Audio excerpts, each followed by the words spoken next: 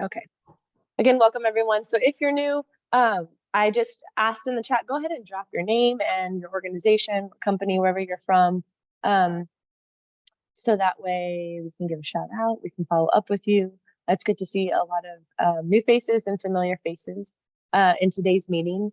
We have an exciting agenda today. We are going to try and compact 3 speakers, 3 sessions in this first hour, and have some updates in the last half an hour. Some important updates around our region, of where we can support each other's work, as well as just inform everyone about the good work that's happening. So to start it off, we're actually going to begin with a segment from myself, and Kathy Coe from FDIC was going to join us, but she had a personal conflict today that came up and was not able to follow up and co-present with me on our BankOn, our Inland SoCal BankOn coalition. So I'm going to share my screen and start that short presentation just to kind of give everyone an update on what's happening and an upcoming forum that will be taking place in April. So let me go ahead and share my screen, the presentation.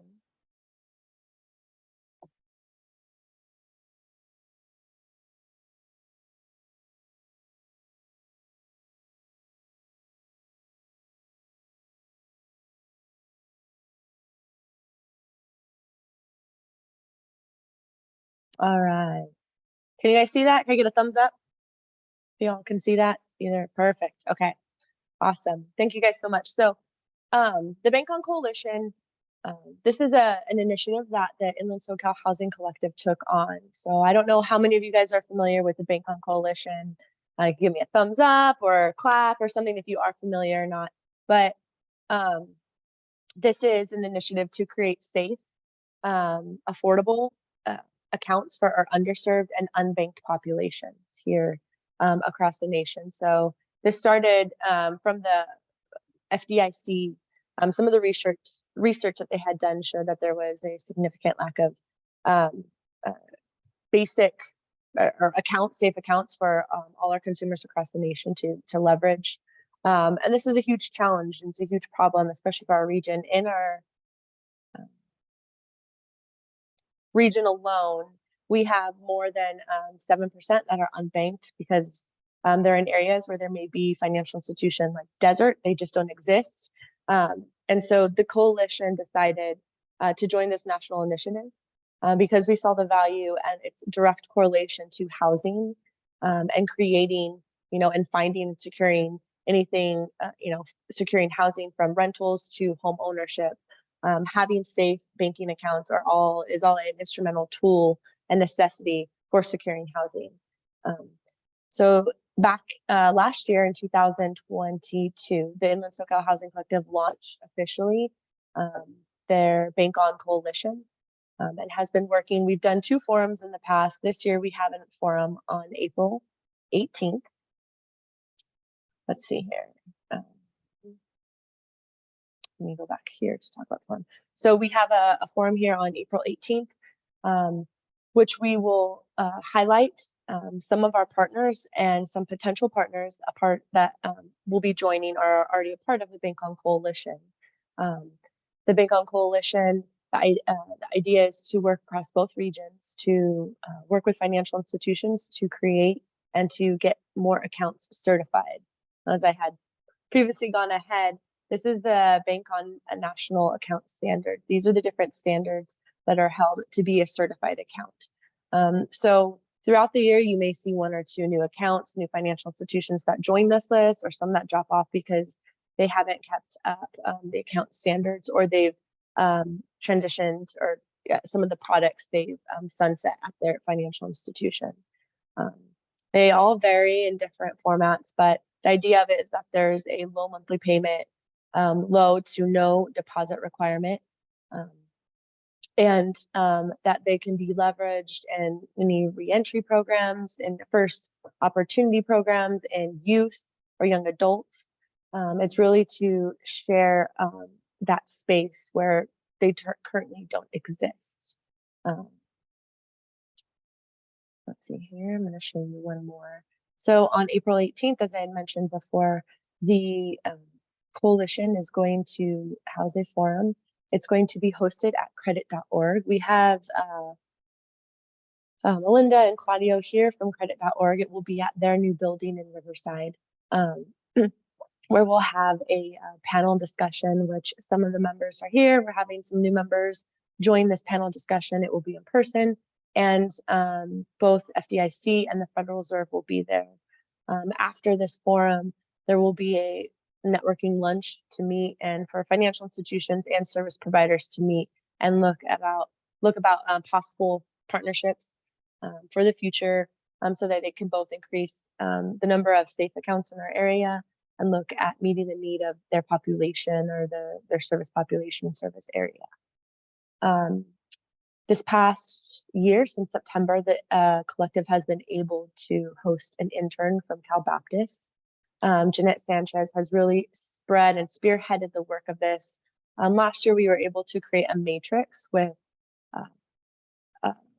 the account list of all the certified accounts in our service area.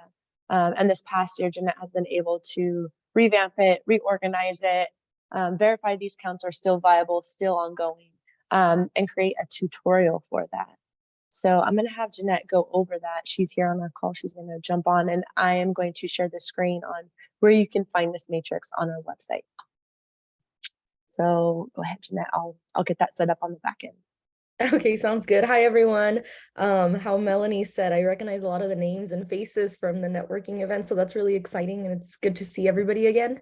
Yeah, so while she gets that pulled up, how Melanie mentioned, this was a tool that had been created last year, and I just kind of went in there and tried to make the information as easily accessible and easy to read for our patrons or whoever wants to utilize this tool.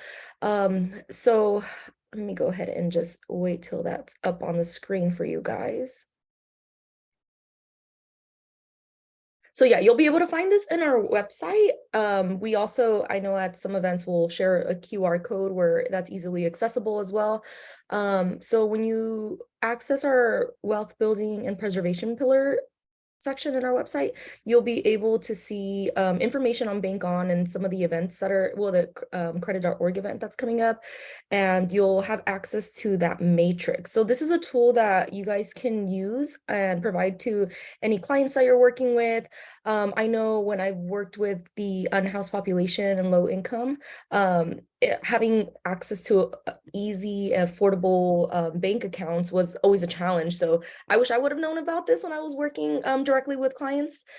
So you should have, when you pull up the matrix, you should be able to see the institution that the account is from, the account name, and I hyperlinked everything for easy access. So if you click on a link, for example, Bank of America, the Safe Balance banking account, you're able to click on that account and it'll redirect you to their website where you can find a little bit more information.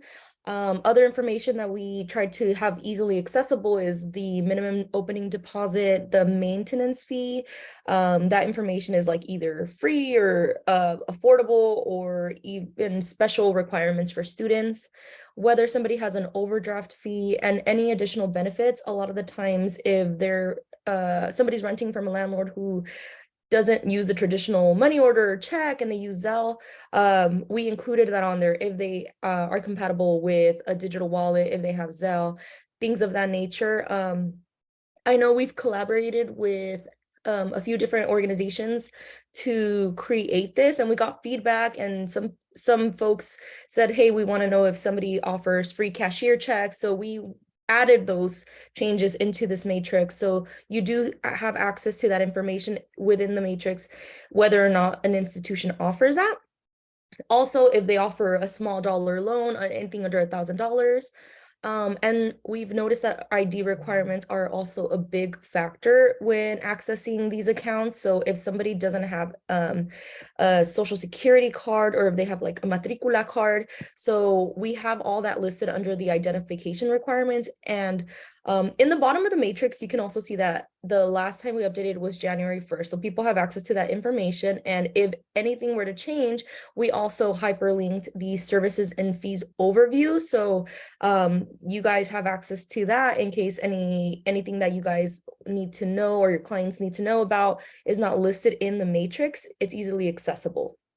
And then lastly, we have the additional information section, which if somebody is more oriented to in-person banking, they can locate a branch that's near them. They can get it started with the online application, and they have phone numbers listed on there. And then just one last thing is the local branches versus online banks. So the first section is anybody who wants to do their business in person. That will be the first chart. And if somebody is more, technologically inclined and they prefer to do their business only through apps and their websites, we have the online only account. And that one has a little bit more flexibility because they also offer ATM reimbursements up to a certain amount, depending on the institution. And all of that's going to be listed on that matrix as well. So you have the online benefits the same. You have also the hyperlinks to the available services and fees online application. All that is accessible within this matrix. So it's a great tool to use, at any events. If you're working with traditionally underserved populations, they can have access to this if they are looking for affordable and safe accounts. And then just one last thing, the tutorial is also on that website. So it's attached within the website, and it's just like a little box. Oh, there it is. Yeah, it's a little YouTube box. And in case somebody has any questions or they are a little nervous about, navigating the matrix or, getting an account for the first time, it just kind of basically what I presented for you guys is essentially what that tutorial offers for clients. But I think that's it. If I missed anything, Melanie, feel free to jump in. But other than that, thank you guys for your time.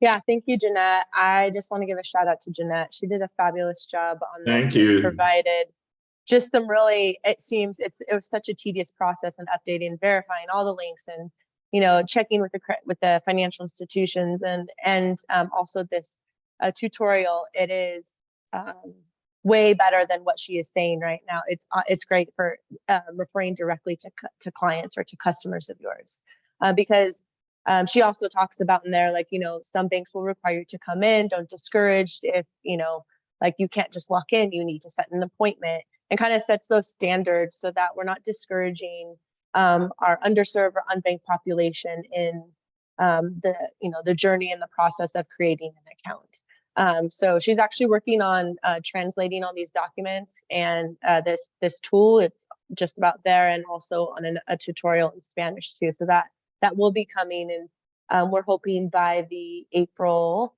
18th forum that it'll all be done and ready. So I think we'll be there. So it shouldn't be a problem. So thank you again, Jeanette, for sharing, presenting, and all your support you've provided the collective and the coalition. All right. So there you go. Okay. So next we have on our agenda, we have a recap. I know we had mentioned an event we had on March 2nd.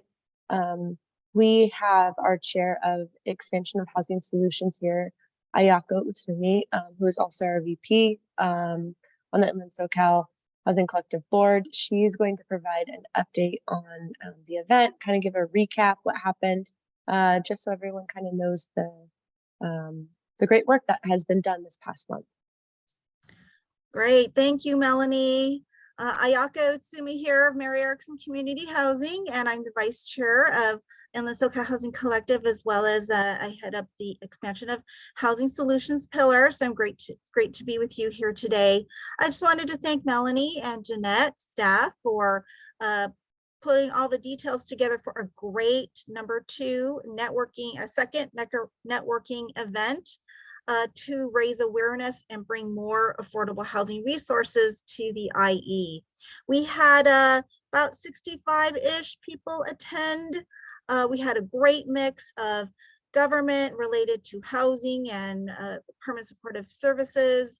We had a good mix of developers of all different sizes. We had service providers, for the continuum of care service providers. We had some funders, we had community advocates, and a nice mix of everyone along the continuum of what it takes to build more affordable housing of different types in the IE. So great time we had. I love the venue that Melanie found. It was at the Civil Rights Center in downtown Riverside. There's a museum there outlining, kind of our IE history of civil rights. And it was just very special place. We had a little opening remarks from Ms. Rose Mays, who's a civil rights icon in the IE. She just gave us words of inspiration and, what it means to persevere. So very special day, great networking. We will continue to, keep track of if anyone ends up forming development teams to apply for funding, especially Project Home Key. So we know that's coming sometime this month. We're all waiting with bated breath. Project Home Key, that's the state of California's major affordable housing development funding source. It is very competitive. And it requires the entire spectrum of the development team, including the social services side. So hopefully we've made some great connections, and again, we'll continue to monitor what that looks like. I do also want to, I have something else, but that's it. So yes, great job, great networking session. I think one thing I did want to say is that I think people just enjoyed being with each other. There were clearly a number of people who knew each other very well, and then new connections were made also, meeting people for the first time. And it's a great vibe, great environment of just getting together, getting to know one another, making connections, and that's what's going to help the IE. So thank you, Melanie, great job. And we'll do a number 3 networking session sometime in the future. Thanks. Oh, and Melanie did, in the last newsletter, she sent out pictures that you can peruse at your convenience. Thanks. Yes, thank you, Ayako. Yeah, it was great. And I see some of the comments coming in. Thank you guys. It was great to see and meet a lot of you in person too. So I was super grateful for that. And we did, yeah, there is some information. I have some contacts of, like, I know that Paul Cho, Don, you had mentioned that. I can connect you with him and some of the information that he shared, but mostly I could connect you with him so you can learn more about LifeArc and all that. So, and another great. Mel, just wanted like 10 seconds. What is LifeArc? Most people probably don't know. Yeah, do you want to go ahead? I think you are our okay. So expert. LifeArc is just it's a private company. They have a new housing construction technology using plastic. It's much like your ice cooler type of technology, but it's a house. And the factory is local here in California. The cost and the time, at much lower cost, much lower time frame to construction. So it has great promise for expediting the production of more permanent, supportive, and affordable housing everywhere, but especially the IE. So we'll see. Yes, and someone had requested the newsletter, so I'm just pulling that down right now to put in there. So that's why I probably looked crazy on the back end. There we go. Oh, so while you're doing that, I will say the donors that support Inland SoCal Housing Collective, Melanie has done a fantastic job of fundraising to pay for staff, Melanie and Jeanette's role, as well as we are charged a facility fee, and the food and drink, all of that costs money, and that comes from our donors. So we are very grateful to our donors that made that event possible for us. So thank you for anyone on the phone that donated. Hey, Ayako, do you know if Paul from LifeArc shared where that project's going to be? The new one in Riverside, you mean? Mm-hmm. I believe it's on Mulberry Street. Right, it's on Mulberry. I didn't know if he shared that during the discussion time. He didn't. No. Yeah, it's going to be very interesting how they're going to do that. And Ayako, I also wanted to ask him, I didn't get a chance to ask him while he was there. Is he doing these as 2 stories or 1 story? Okay, so the 2-story is a prototype that is supposed to be available summer, fall this year. And the 2-story prototype is what the city of Riverside is seeking. And I noticed that Michelle Davis was there, but she didn't say anything. So we didn't want to say anything, but that is apparently the plan, our 2-story version of the Life Arc, the plastic housing. However, we have, asked Life Arc a number of questions, and their thought was, well, the 1-story is actually the fastest and the most cost effective. So if you have the space, the 1-story is actually quite cost effective. And the 1-story village, there is a 1-story village already in operation for, I would say at least 18 months, maybe a little bit longer, in the city of El Monte, just down the 10 freeway. So if anyone wants to go see it, we could arrange, if there's interest, we could help arrange a tour, a group tour. For sure. And then, so I had dropped as requested, I had dropped the newsletter link in there. If y'all want to see, just that first portion has pictures and just like a small blurb about it. If you're interested in seeing that. I see a hand raised, and Sonia, I have a quick 2-minute time period right now. We could take it. Did you have a question? Yes, just a quick question. In regards to Life Arc, was that just for temporary housing? That's what my understanding was. We didn't. No, it's permanent. Okay, Permanent. great. Okay, It good. is approved with the state of California HCD as permanent housing. So it's already been approved. So that's the other thing. The permitting process will be faster because the structures have already been approved by the state. Now, Okay, of course, you great. still have to do your grading plan, landscape and all that, but the structure itself has already been approved. So therefore streamlined permitting. Okay, thank you. I'll follow up with you with additional questions offline. Thank you. Sure. Life Arc does have a website, so Here, I'll put it in, Mel, so you can focus. How's that? okay. Thank you. I appreciate that. Yeah, if you could drop that in, that'd be Yes, I will. Thank you, super Mel. helpful. Thank you. So, as you can see, it was a hit. There was a lot of great networking that was happening, great conversations that were had. So we look forward to seeing you all again later on this year, and hope that more of you guys can join. So moving on, we have our kind of last presentation. This was an early quick rapid session, but we have some dear friends from SCAMP here. I see it. We have a team of 3 here, so we are lucky we got a full crew.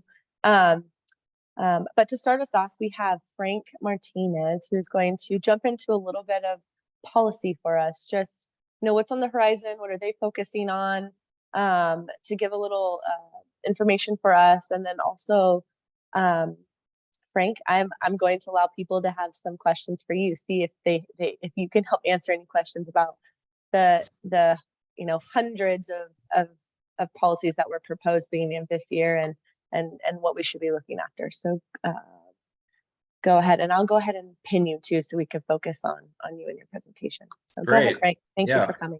Thank you. Of course. Can you all hear me?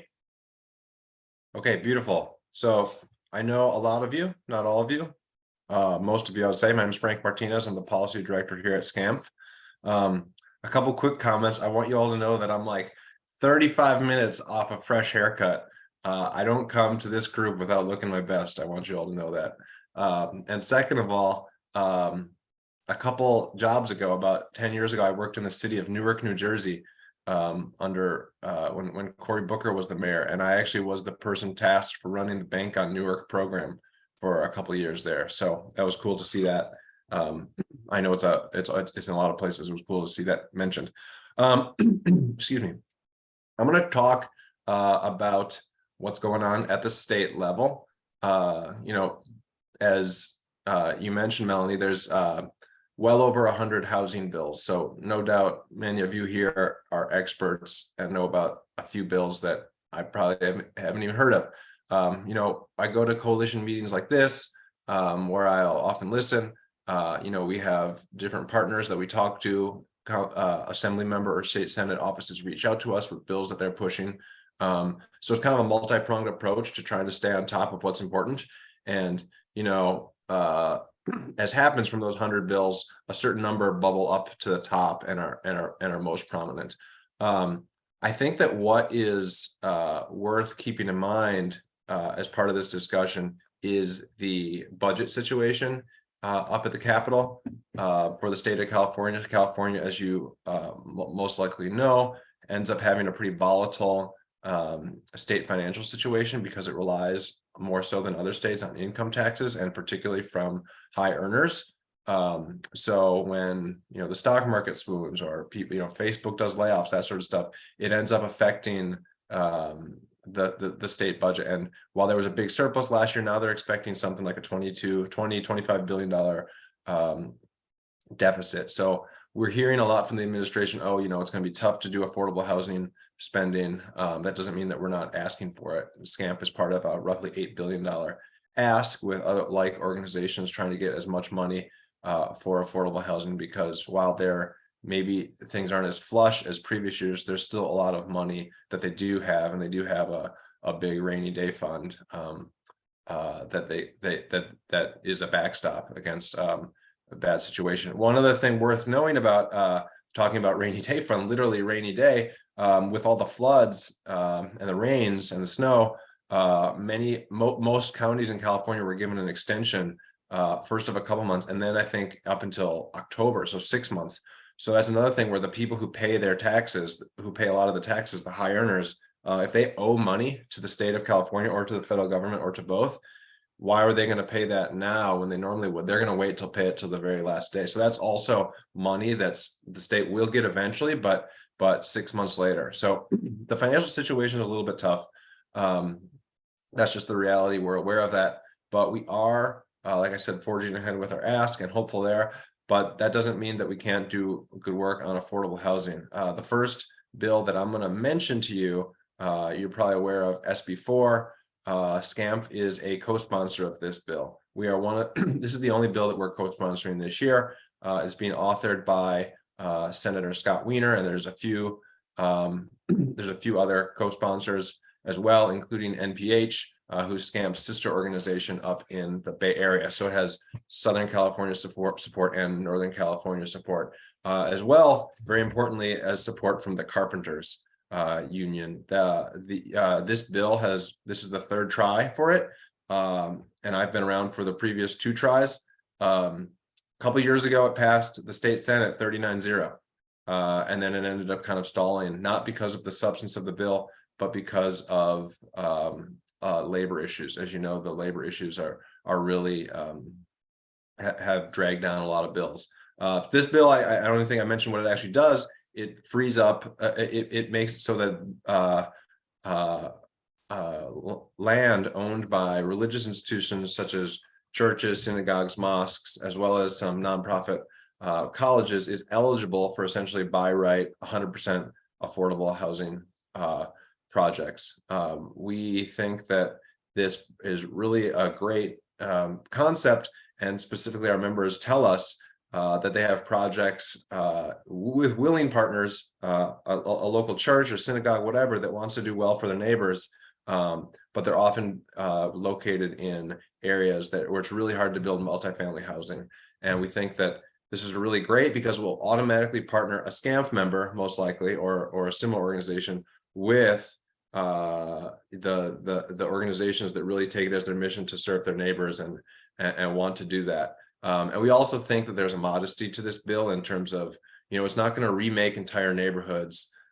It sort of automatically spots it throughout neighborhoods. If you drive through a neighborhood, there may be a church or one or two churches here, and you go another mile, and then maybe there's another church and a synagogue. So it's not going to dramatically overchange neighborhoods. It's just going to provide really good opportunities for partnerships that make a lot of sense. So that's the bill that we're co-sponsoring. There's a couple bills that I want to mention briefly that we're supporting. One is ACA 1. Well, this is a bill to lower the threshold for how much the percentage that voters need to approve a housing bond. Currently, it's 2/3, and this will put it down to 55%. So you still need a majority, but you just need a much smaller number, and that's a huge. That will be just make it so much easier for members for municipalities, whether it's a county, a city, a smaller city out in your neck of the woods, or a big giant, a county or wherever, all over the state, to raise money for housing. Another thing that we have not officially supported, but most likely will, is SB 1657. That is a bill that would put a housing bond on at the state level in 2024. So coming up next year. The only, which again, more housing, more money for housing. The only reason that we haven't supported that yet is because we just don't know the dollar amount, and we're just kind of waiting to see what that is before we officially sign on. But that's something that we will definitely support. I also want to talk about a bill that we're slightly concerned about. We don't think it will go very far, in part because of the push against it. But SB 34 is kind of a bill. SB 31, I'm sorry, is kind of a bill along the lines of some of the traditional putative ones against kind of anti-camping, sweeping things away, moving people around, criminalizing homelessness. We don't think that's a good idea. So we wrote a letter opposing that one. We'll be following that.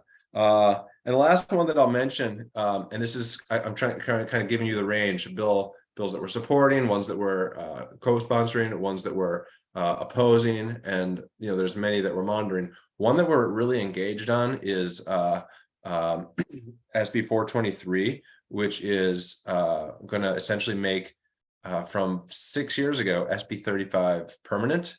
SB 35 allowed for streamlining and ministerial approvals for projects, for affordable housing projects in areas that did not meet their RENA requirements. The Turner Center put a report that about 18,000 units were built with this tool since then, over the last half decade, and about 13,000 of them, so around 3/4, are affordable units. Just in general, our members have found this a useful tool, either something that they've used or have thought about using or hope to use. The one interesting thing, and this is part of where the policy team at SCAMF takes time to have different conversations with different partners and organizations around the state. The RENA situation has gotten worse since then. So if they re-up this bill as it is, it will just apply to a lot more area, and there's an option that would potentially be triggered in more areas that would require only 10% affordable. A development to only have 10% affordable units. So it's still affordable in there, sort of an inclusionary, but that was not utilized over the last 5 years, but it might be utilized going forward because of how the RENA situation has evolved. So there's some concerns, and we're looking closely at them, that bill could have some potential displacement effects, or it could be less focused on affordable housing than it has been for the last 5 years. And we take those concerns really carefully. And as Alan can attest, we've had a lot of conversations and are going to have more about that one. And we are reaching out to all members, asking for their feedback for what they think, if they've taken a close look at this bill or if they've used SB 35 in the future. But here's an example of where SCAMP is really engaging with a bill and making sure that while we in general support the SB 35 reforms, we don't want to just blanket pass it, push it forward this time without taking a careful look at the implications. And that's what we're doing on that one. So I think I've talked plenty. I'll stop for now. Thanks.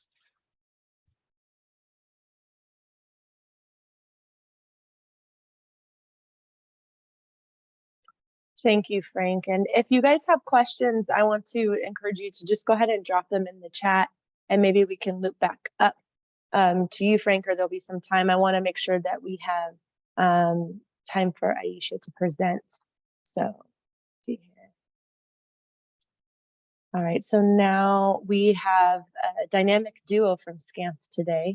And so Aisha is going to present on a new program project kind of that they're launching there. And so go ahead and you can share your screen if you need to with your presentation, and you can get started. Thank you.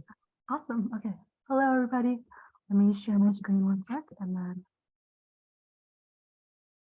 can you see that? Oh, that's a thank you slide. Okay. Okay. All set? Mm-hmm. My name is Aisha Mansour. I'm the associate consultant for SCAMF. We call it SCAMF, but we're the Southern California Association of Nonprofit Housing. Frank did a really good job of letting you guys know what we do in the policy division. I'll let you guys know and teach you more about what we do in the consulting division. So, Southern California Association of Nonprofit Housing. Like I had mentioned, our mission is to facilitate affordable housing development across Southern California by advancing effective public policies, sustainable financial resources, strong member organizations, and beneficial partnerships. So the consulting division has been around since June of 2021. And our goal essentially is to build the capacity of Southern California's jurisdictions to accelerate affordable housing development.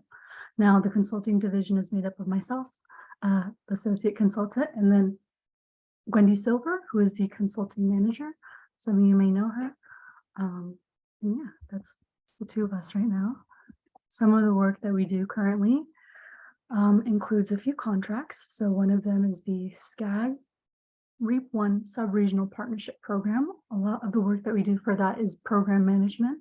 So currently we work with 10 of the 16 sub-regions.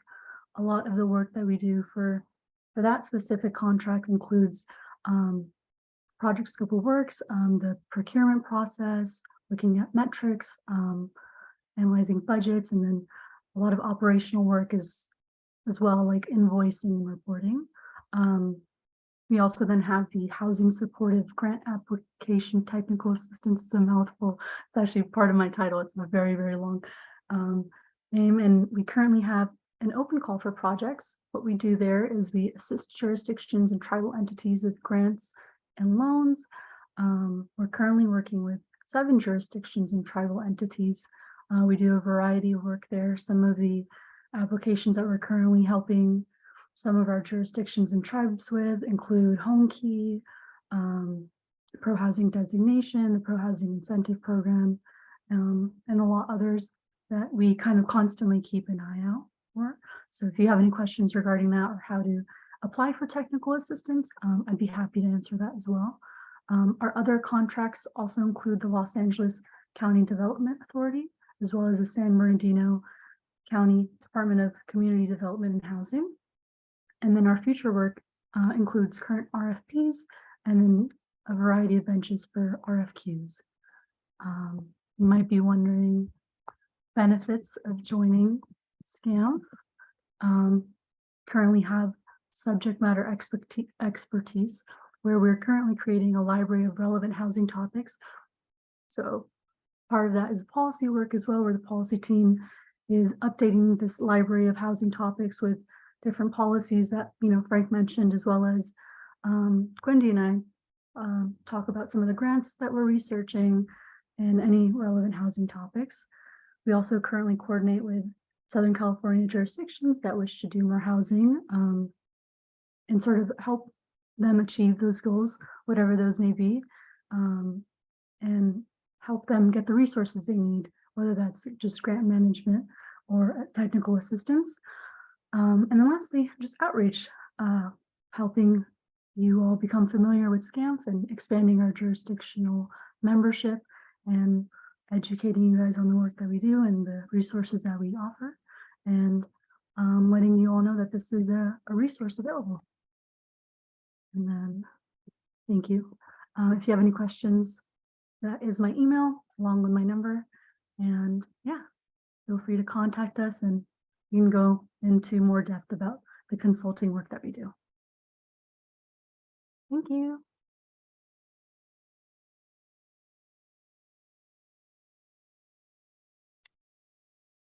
Thank you, Aisha. And so I know there was a question that was dropped in, and okay, Alan, do you have anything else to add? No, I was just going to respond to the question from Don Smith. Okay, go for it.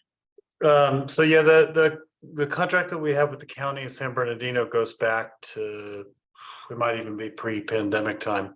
And it was essentially to provide REAP type services to local jurisdictions. So it was really about helping local jurisdictions in the county understand about affordable housing development. One of the sessions we did for them, I think it was December of 2019, was on development and operations of permanent supportive housing. It was a most of the day session, sort of the good and the bad and the ugly on supportive housing development operations.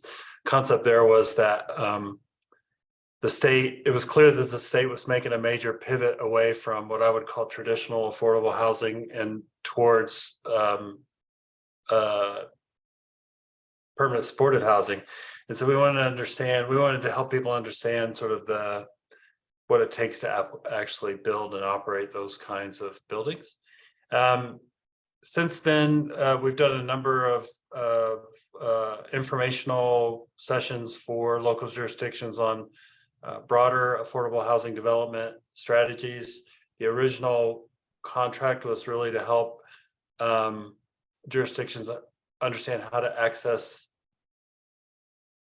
Aisha, I don't mean to put you on the spot, the PLHA program. Do you remember what that stands for? It's blanking on me. I'm gonna Permanent long-term housing. permanent So local it was, housing. I can tell you what it is. It's money from the state Yeah. to help local jurisdictions position themselves to be more effective in meeting RENA goals. And thank you very much, permanent local housing allocation. Actually, one of the things that Aisha and Gwendy work on now under the SCAG contract is to help administer the work that local jurisdictions are doing to not only make themselves eligible for resources, but also to draw down those funds and things about how to utilize it. So the two concepts that Aisha pointed out on her slides were, one contract is really about administration of REAP, but the other one, the technical assistance and the training, and I think why it's particularly relevant for this group, is that there are resources available under REAP that can come from the state to certain jurisdictions that meet certain kinds of requirements. We can assist them in applying for and securing state level resources. And so that's kind of an open call over the counter. So what's interesting about that, I'm not sure if there's any public sector folks on the line right now, but on the private side, if, for example, you have a great idea about accelerating affordable housing development in your area of operation, and you want to partner with a local jurisdiction, we can help facilitate that conversation, and there may be resources available to make that happen. And the REAP program allows for technical assistance paid for by the state to help encourage and further that work. And that's the kind of work that Aisha and Gwendy do.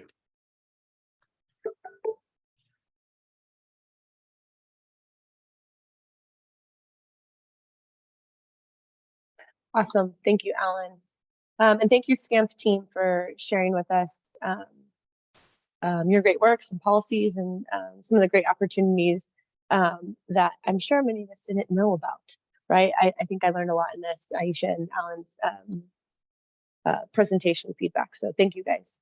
So now I have, we like to pivot to this last 30 minutes or so to give an opportunity for our members, for people to make announcements, especially about different policies right now that are happening, projects, collaboration opportunities. and just general pillar updates, right? So the Inland SoCal Housing Collective, we strategize across both regions through our 4 pillars: our educate and advocate, our wealth building and preservation, our expansion of housing solutions, as well as our increasing regional involvement.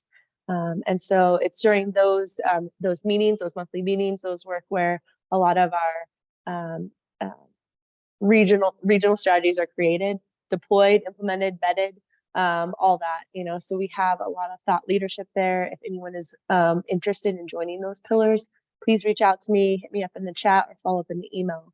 We're always looking to add more feedback, more members to these working groups, right, which are really kind of the backbones of what we do in this collective. So before we get to our pillar updates, I want to provide a little bit of space for member updates. I know I had asked Maribel from Inland Equity to share out a little bit about some stuff that's happening in Moville. So I'm going to give her a couple minutes to kind of share and how we could support her and support Moville. Go ahead. Hi, how's everybody doing? Can you hear me? Still kind of coming out of lunch. Sorry. Maribel Nunez, Inland Equity Partnership and Inland Equity Community Land Trust. We organize in the San Bernardino County and Riverside County. And so in partnership with a lot of different folks here, I did want to share a little bit of update, something very timely in Moreno Valley. I wanted to thank Ayako, SBX, that's here. I see Daryl and a few other partners, LULAC, and a couple of other folks.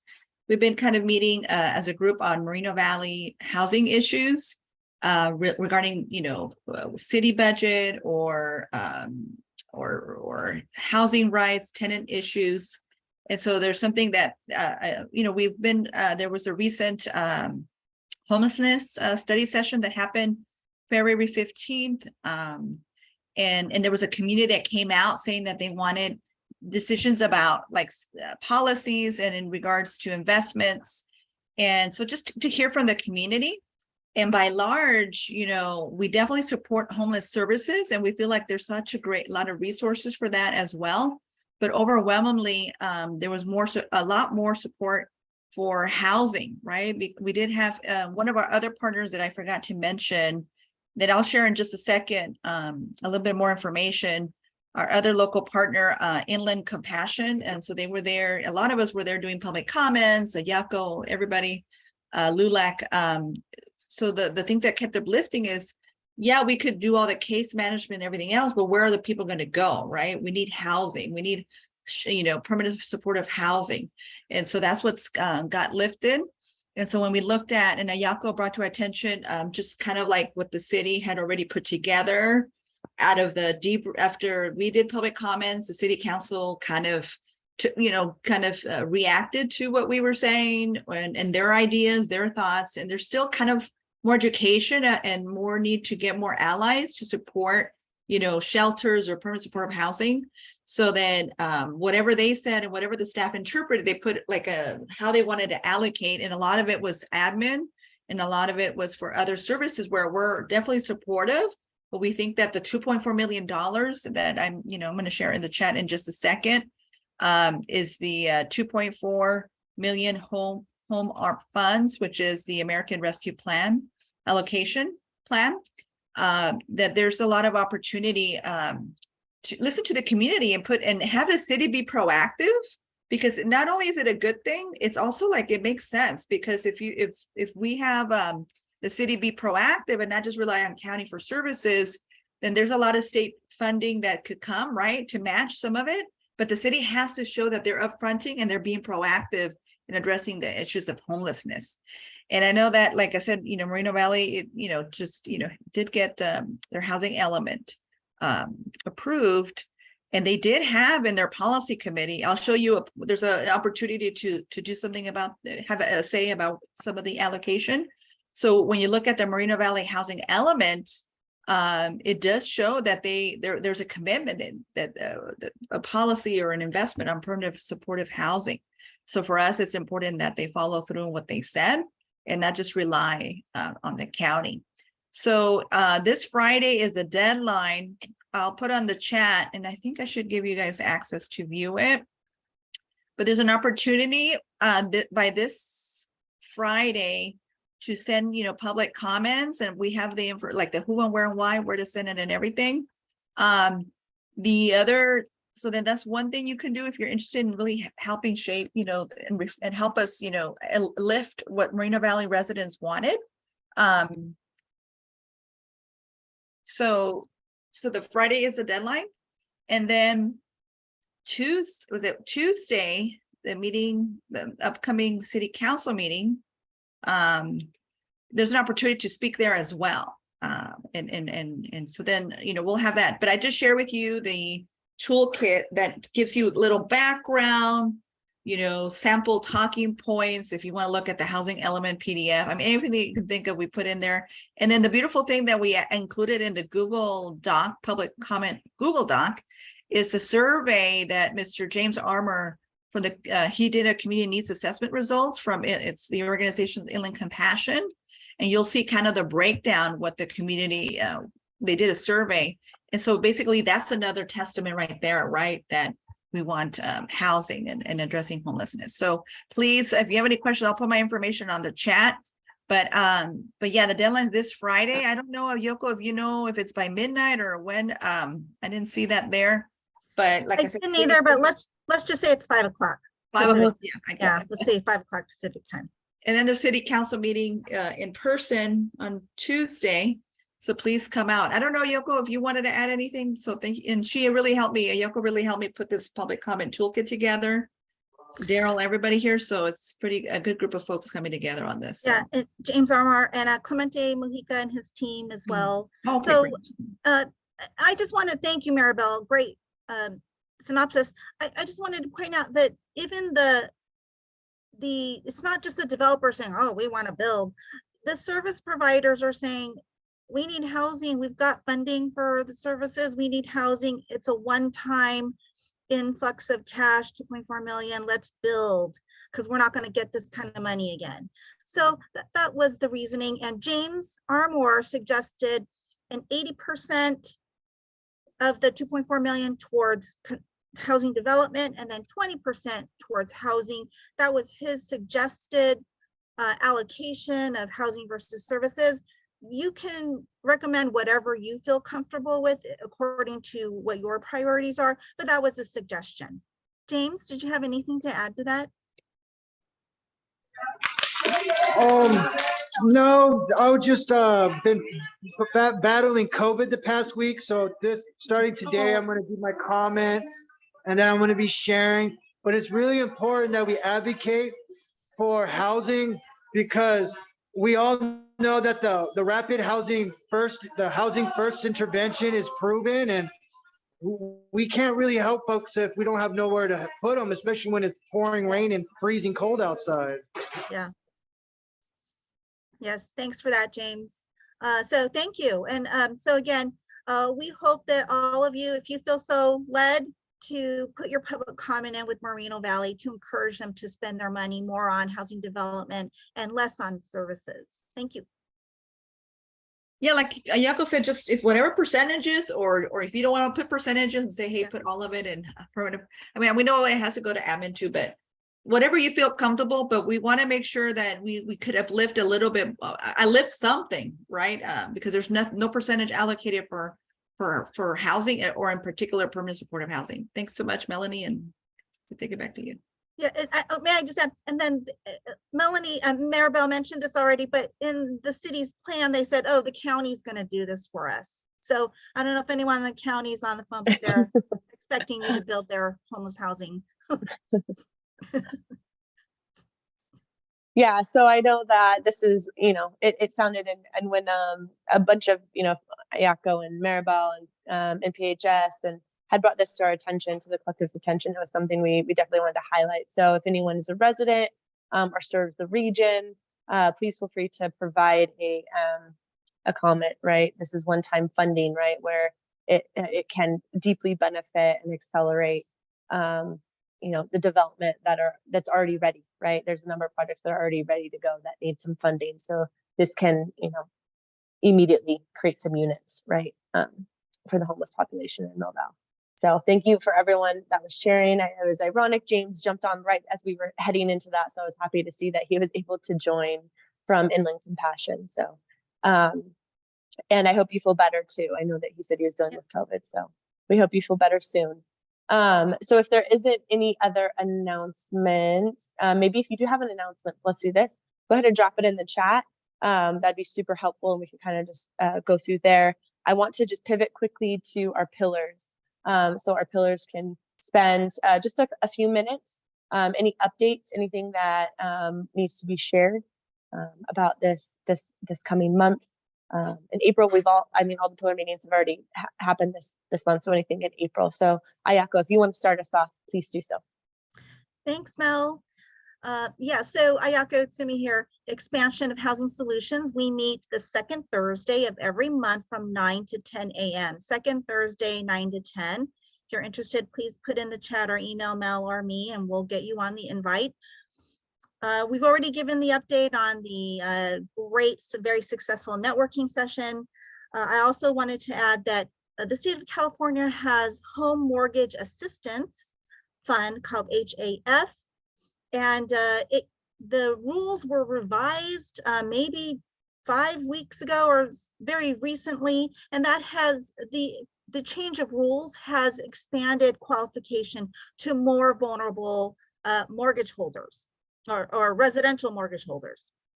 So it sounds like from our last call, 2 calls ago, the group thought, let's sit back and wait to see what the servicers and the housing counseling agencies have to say.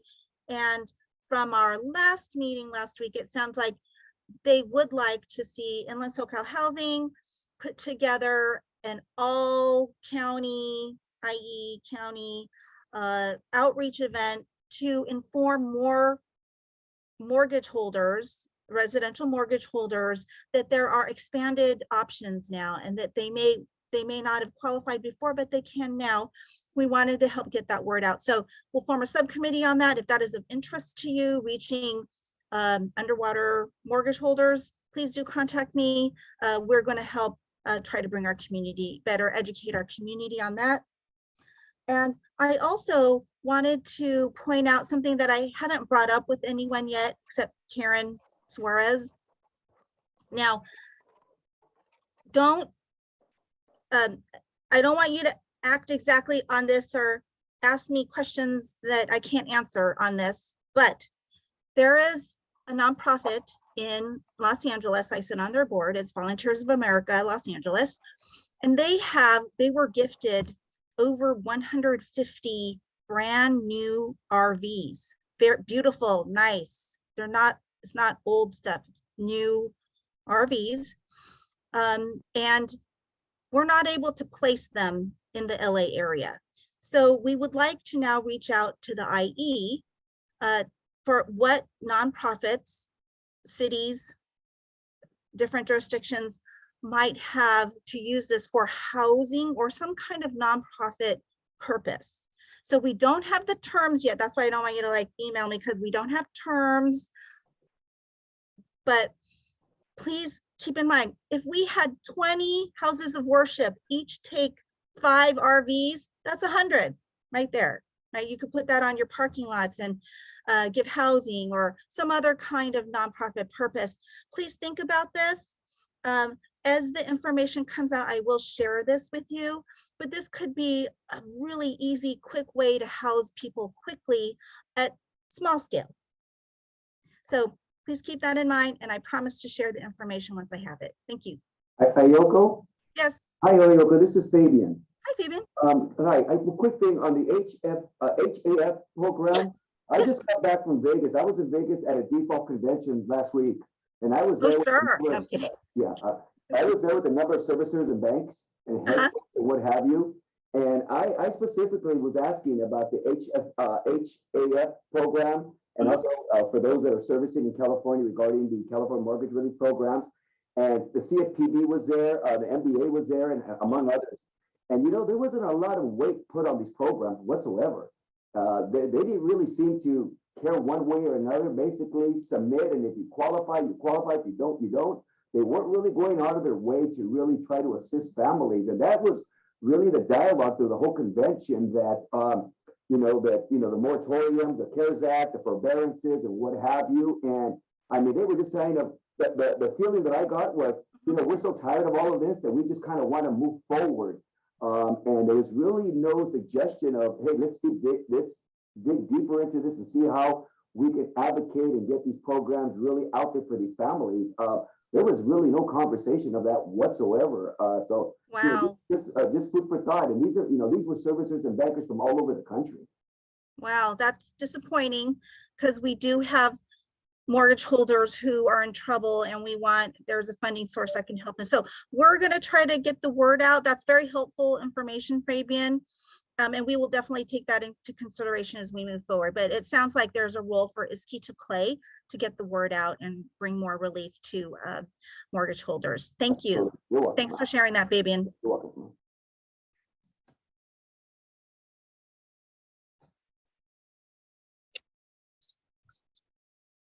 All right, thank you, Ayako. Any other pillar want to go next? We could do wealth building and you know what? I could actually fill in for wealth building because Brad Wilson, who's our chair, is actually on military leave right now, so he will be back beginning of April. But I know we took the first segment of this meeting to talk a little bit about what's happening in the wealth building and preservation pillar, and that is the BankOn Coalition. Much of our time has been spent towards planning that event, the forum, and creating the matrix. And so we'll continue to do that. We're also still have on the radar for, post this event is really looking at how can we build out our financial education service providers and creating a broader kind of regional strategy towards that, as well as homeownership counseling too. So that's more to come, and that's on the horizon.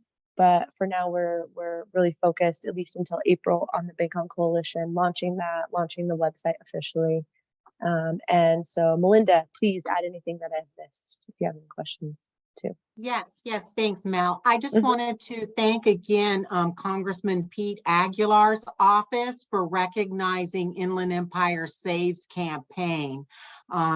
We have on our coalition group here, Congressman Aguilar's staff member, Kurt Lewis. I don't know if he was able to join us for the meeting today, but in the last meeting, he was able to provide remarks and a certificate from Congressman Aguilar recognizing America Saves Week, which was several weeks ago. And Mel can put on the screen if she likes a copy of the congressional recognition. So for those of you who aren't aware, we have a campaign called Inland Empire Saves. I'll put the logo in the chat for you all.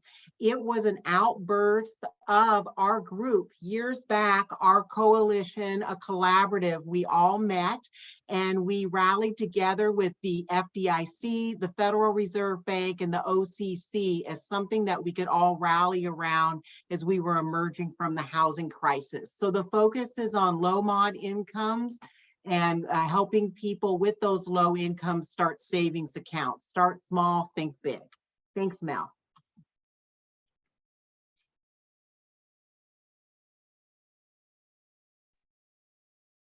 All right, thank you, Melinda. And you guys are going to hear from me yet again for the Educate and Advocate update. So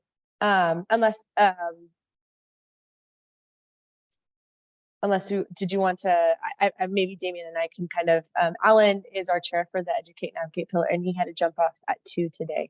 And so I think Damien and I can tag team this, if you're okay with that. Certainly, Awesome. yeah.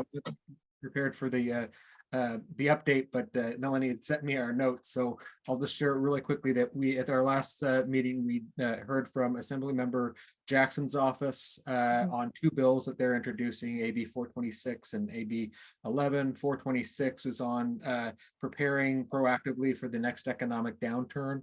And then also, and for the Housing Community Development HCD to plan for a continuation of building during a downturn. And then AB 11 is Affordable Housing Commission to produce reports and continue to advance solutions for affordable housing. Both of those had unanimous support on the committee, and we're backing those moving forward.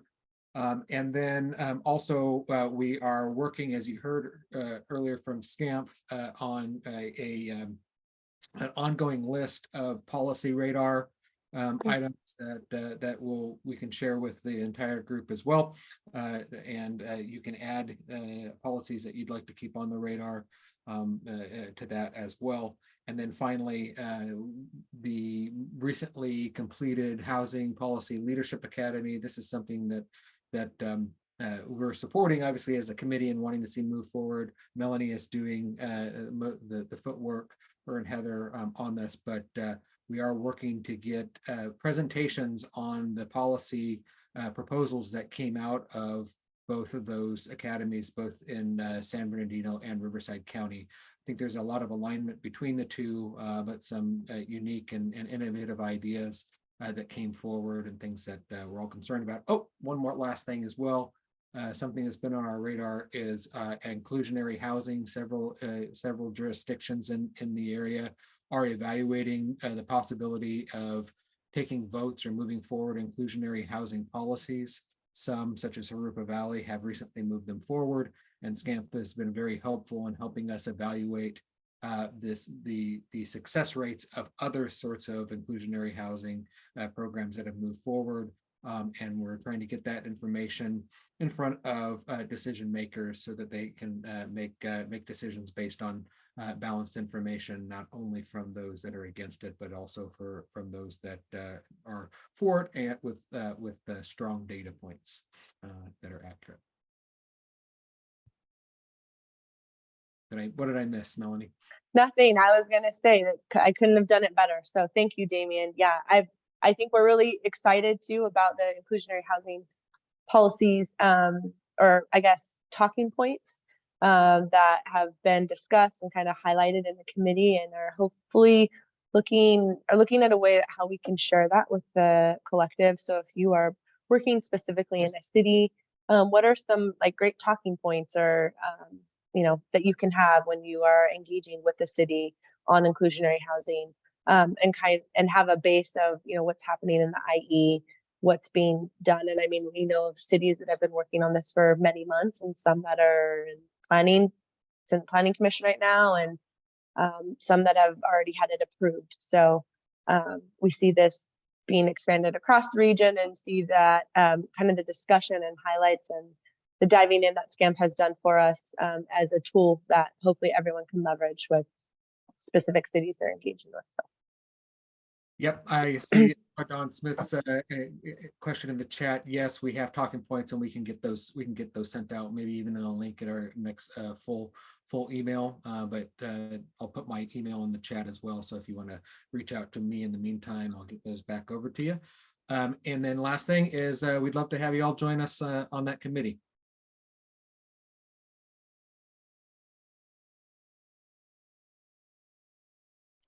All right, David, would you like to go ahead and provide an update for increasing regional involvement? Mm-hmm. Yeah, on our pillar, increasing the involvement in the community, and I mentioned at the event that we had at the Civil Rights Institute. Civil Rights Institute. I'm sorry. That we want you to look outside of your normal area of engagement, out of your industry maybe, and some of the other industries that you talk to and work with, maybe not as often as you normally would, but ask them to tell them about this collective, and tell them about what some of the things that are going on, and tell them about the event that we just had, but to invite them to this upcoming event on the 18th of April at Springboard for the BankOn Forum. This is a good opportunity to not only network with each other, which that's a great opportunity, especially when we haven't been together just one time since COVID hit. But to hear from the FDIC and the Federal Reserve Bank at the same time at this event, I strongly encourage you to attend, but also encourage you to invite someone with you. I think that would be great, and make sure you register with them as well on that website. You can see that on the newsletter that she provided the link to, that Melanie put on there. Click on the link and you can scroll down. You can see the registration key to hit for that event. But yeah, I please encourage everyone to be there for that event and to participate and invite a friend. Thank you. I will also say that we, as of today, we had 42 register, and we're going to have to cap it at 60. So please sign up. If it's a priority for you, I suggest you would sign up sooner than later to attend, because we're going to have to cap it based on space. Okay. And let's see. Okay. So, yeah, we got all 4 pillars. So right now we have just a few minutes left. We have 15. If there is any announcements anyone would like to make in front of the group, I'm going to open up this time for that right now. You can also place it in the chat. I've seen a few people start doing that, and that's great. But if there's any announcement that needs to be made, we have about 10 minutes to do so. If you want to do like a quick minute blurb, just go ahead and come off mute, and you could go for it.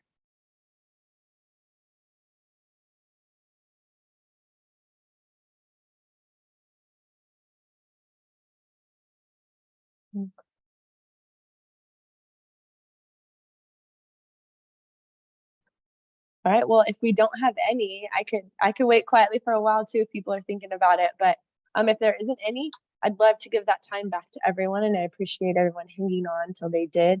We look forward to next month, where we hope to have in between then hope to have some our pro-housing policy agenda published with some ways that you guys can support what we're doing.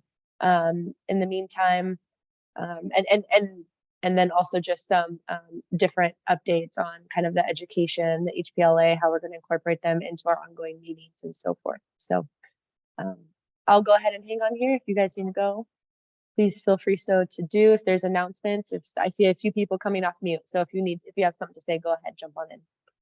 Just a quick answer to the question in the chat about dates and times for the Educate and Advocate Pillar meeting. They are on the first Tuesday at 10 a.m. And we can get the information to the Zoom meetings out to everybody.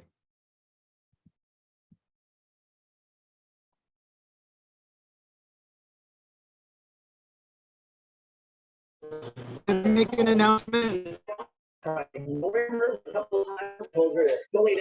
Yeah. Yes, James Armour here from Inland Compassion. I'm the founder, and I just want to let everybody know this Sunday in Moreno Valley, we're going to have a free market where we're going to give clothes, food, toiletry, harm reduction resources, ID vouchers, birth certificate vouchers for free to the public. It starts at 1:30 and it's on the corner of Paris and Sydney Boulevard.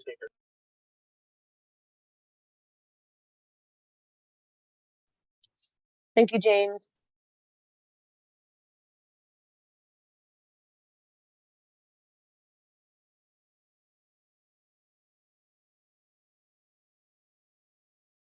All right, well, everyone have a good afternoon, and I look forward to seeing you next month, if not sooner.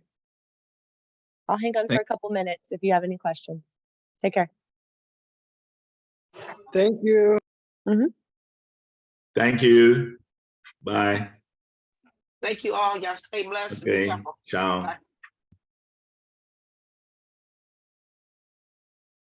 Bye. Ayako, hi. I do have a question for you if you have a moment. And thank you guys, thank everybody, that was amazing. I put it in the chat privately to you. I'm not sure if you got it. I did. Okay. I would love to talk with you more about it at some point, the RVs.